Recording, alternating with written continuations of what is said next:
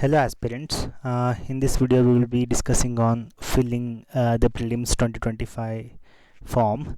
The last date for application was until 11th February, that is today, but UPSC has recently come up with a notification yesterday saying that it should be extended till 18th February.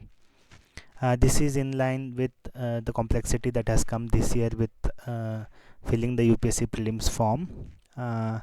Earlier it used to be quite simple and straight with around 3 parts, but this year there has been a separate part that has been added with respect to social economic questionnaire, gathering all the data of the various candidates applying from various backgrounds of the society.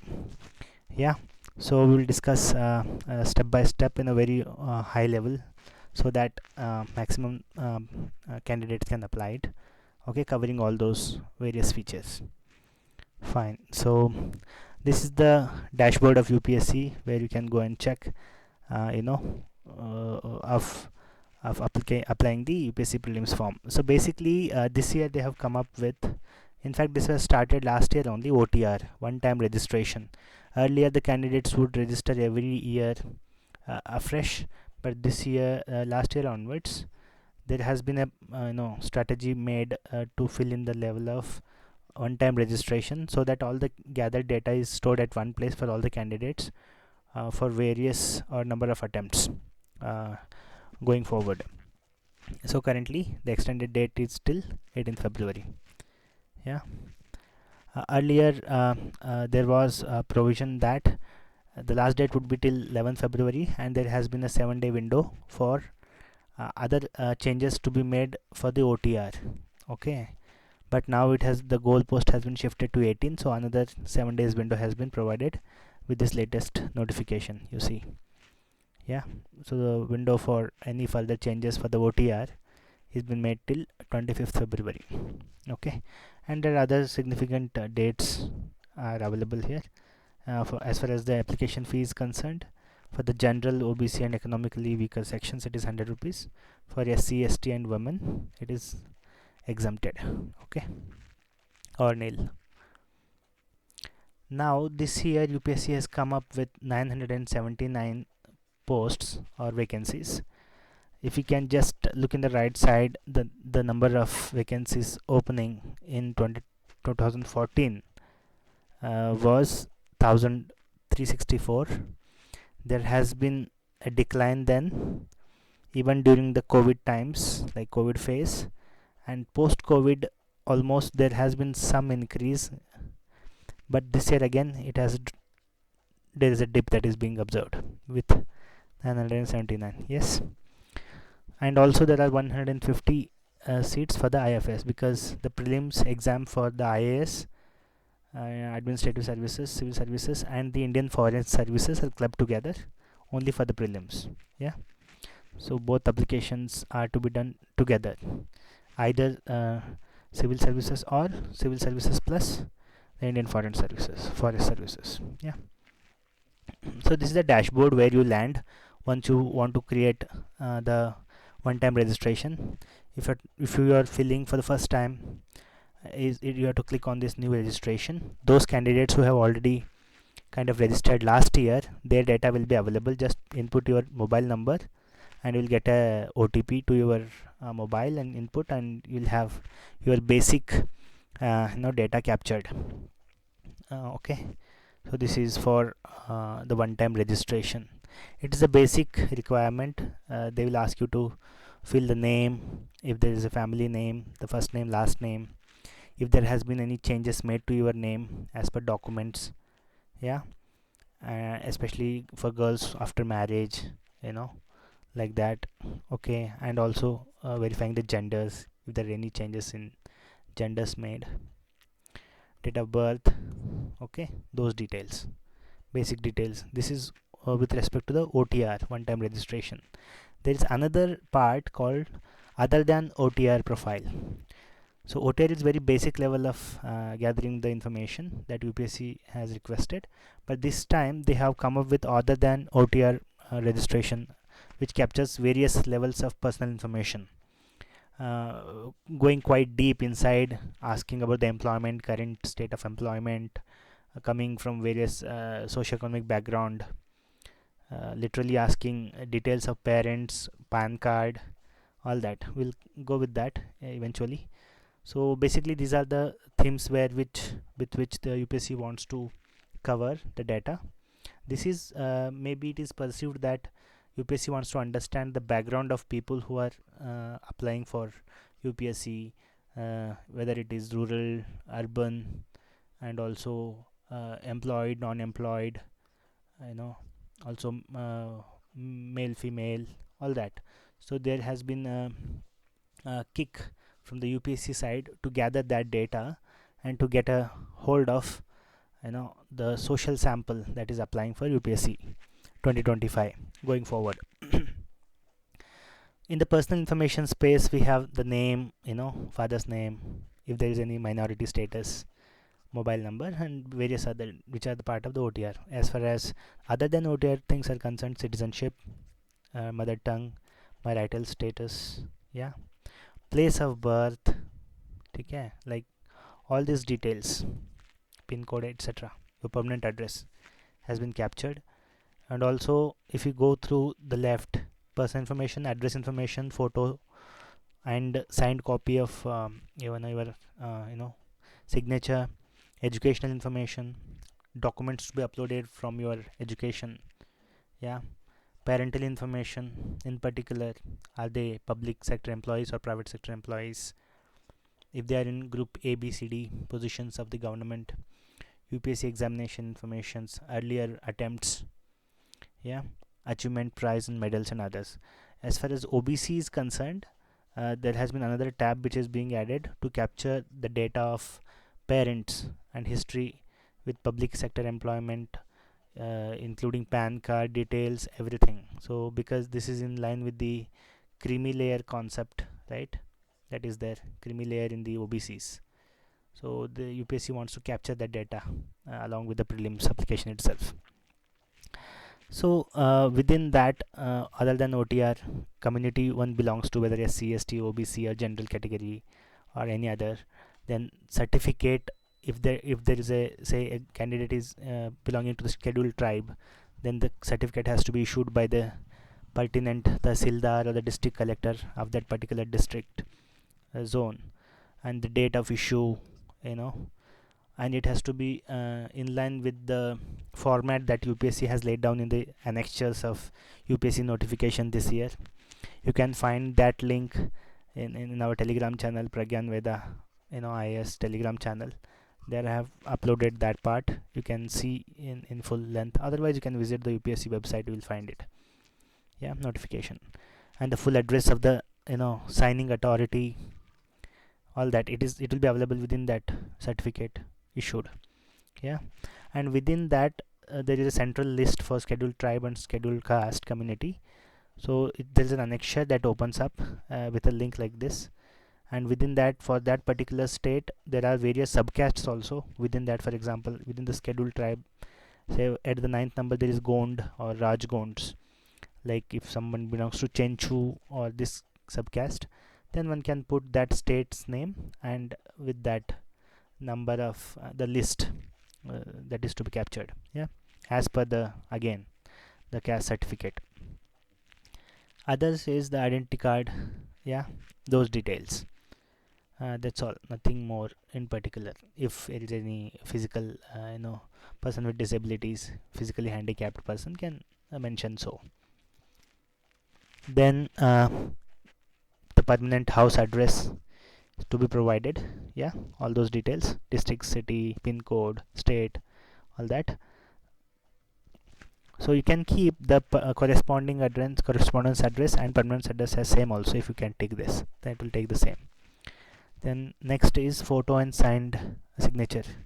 The photograph has to be like the photograph and the name and the date.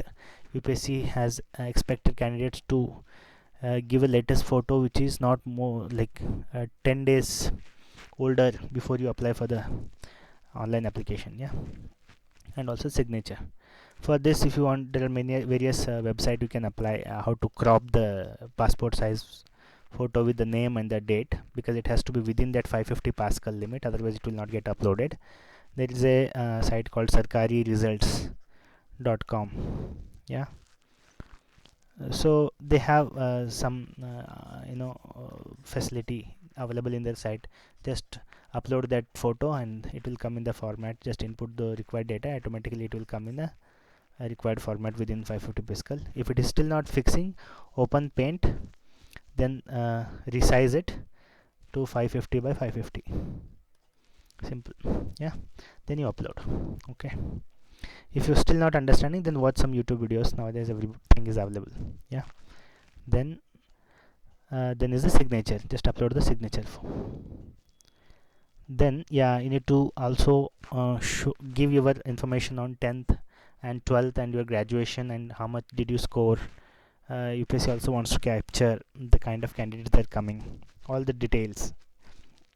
Same with the 12th equivalent, same with the educational, your graduation subject. Yeah, all these certificates have to be uploaded and they can be availed or seen in a preview format also. You can delete them as well if you do not you say uploaded wrong file or something. Yeah, graduation certificate, your ID proofs like Aadhaar, PAN card, anything. This is to be something which you will carry on the day of the examination, so just share the same. Yeah, if there is any a candidate belonging to these communities, just upload that caste certificate. Better to capture it, one should have captured it or would have taken the relevant certificate beforehand, it is expected. Then the employment information, because with the current trend there are people preparing full time for the UPSC, and there are others who are also doing part time, like they are also working and yet are preparing for a number of years. So accordingly, UPSC also wants to capture that data and to see that social sample of how many people are employed, unemployed, age, male, female, economic background, all that. Yeah, and if at all you're working in a particular company, say, just UPSC is even expecting to give the salary also, the remuneration. Sometimes it feels over, but anyway, if it's asking, then better provide it.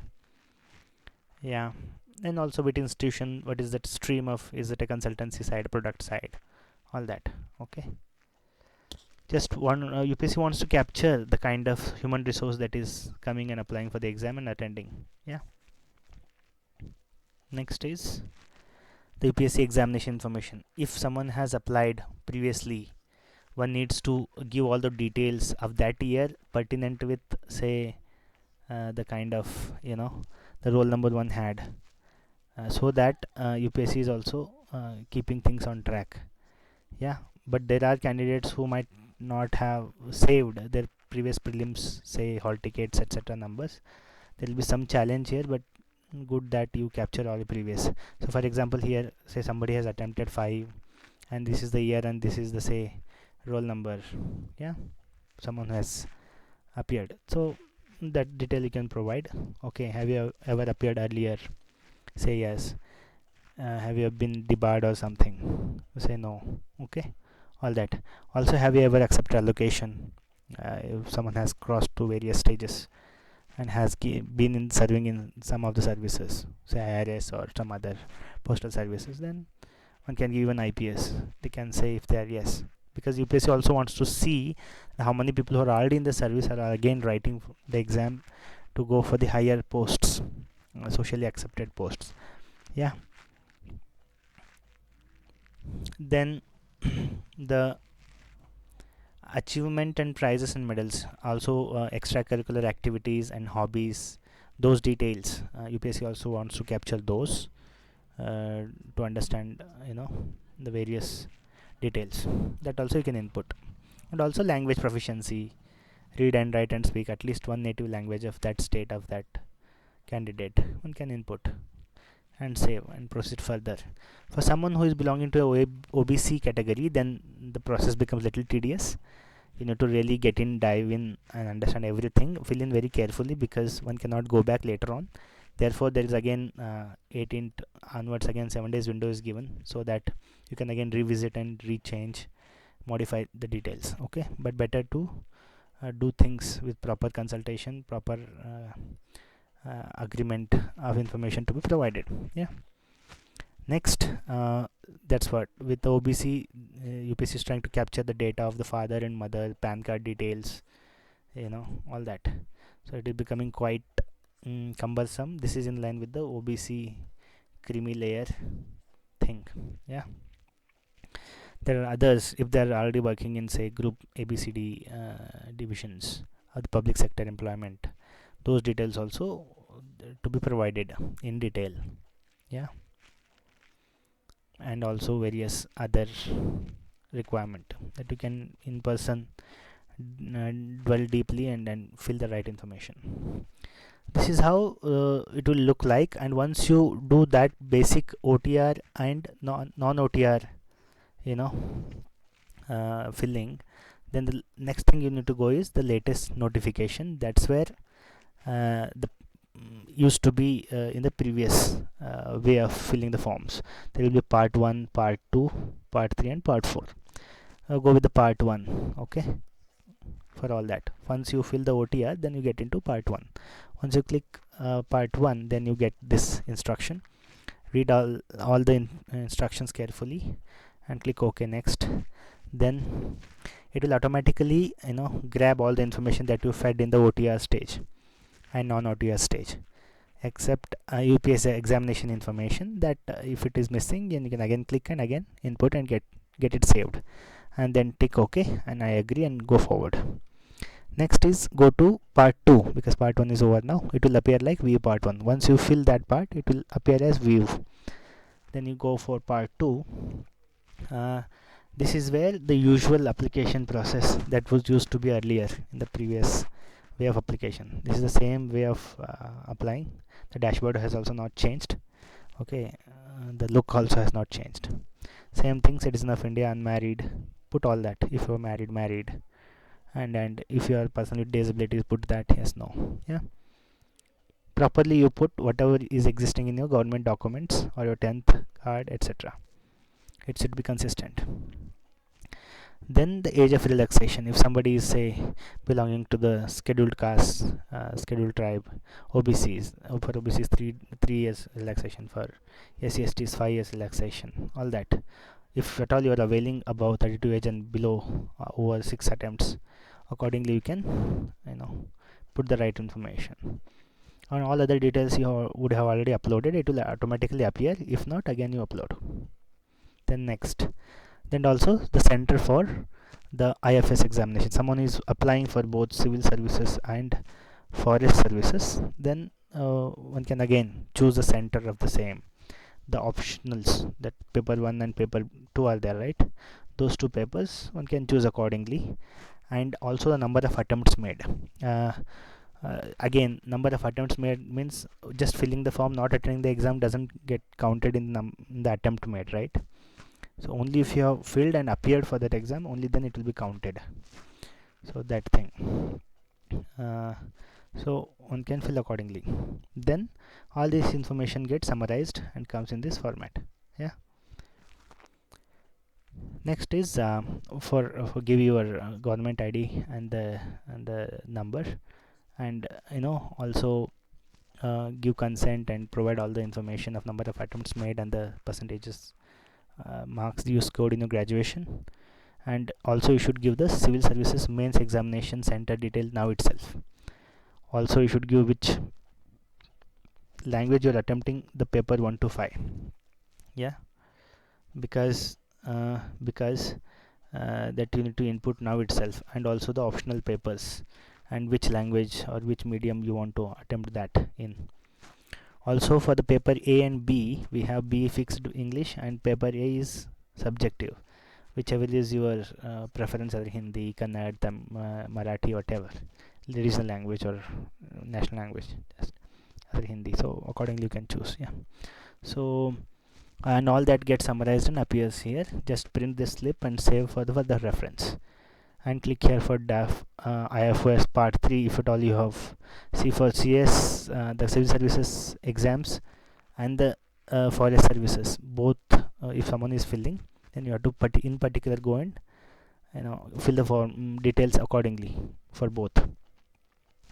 Yeah, also for the interview, whichever language you need to choose here itself, because with the latest changes, as I said, there are other information, services preference also is going to come. So there is one socio-economic questionnaire that is given. This you need to update, and parental information if they are alive or deceased, that you input, and also whether you are a person with disabilities, that you put, and save and continue. Now the point is about the preference of the services. Earlier this used to be in the interview stage, but UPSC has now asked to fill the candidates in the prelim stage itself. This we can ascertain to either making the candidates getting educated on the preference of the services within the civil services. There is IAS, IPS, IRS. These are and Indian foreign services. But beyond that, there are many other services, Group A services and Group B services. There is services like DANIPS, Pondix. Yeah.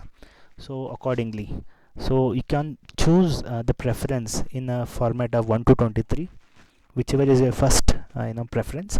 Accordingly you can put. For reference, I have given here all those arranged in a format, although UPSC itself has very clearly indicated that that there is no distinction or difference between any of these services. They are all civil services in the eye of the government.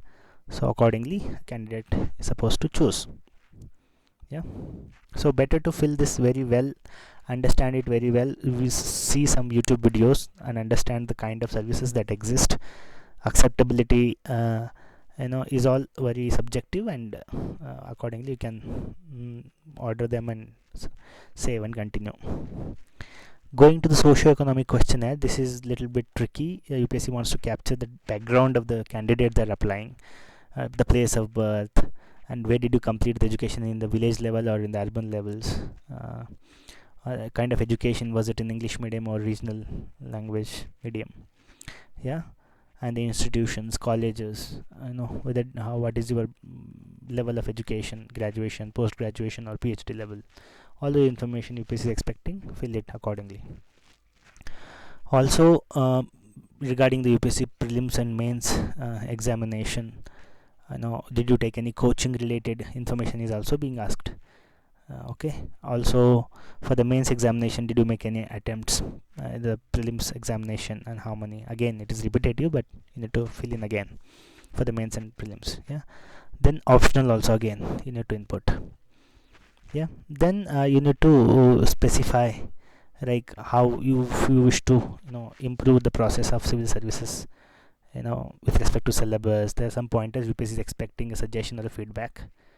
Yeah, you can give regarding syllabus, whatever you feel in person, like the topics are very vague. There is no it is very subjective. There is no standardized topic. Some people see it like that. As far as other thing like personality test, like this year they have already come up with, if you want to choose the medium of interview, whichever language, yeah, that is also there. And you can suggest many others. There are many reforms to be made within civil services that you can suggest if you wish to. Then save and continue. At the end, just preview the application again once you go back and see, because once submitted it will not be allowed to change right now. Okay, except the OTR, it will be submitted for once and all. Yeah, other than OTR, which has some window later. Yeah, this is how you would have filled the part 1, part 2, part 3, and uploaded some part of the part 4, because with the photograph and the signature.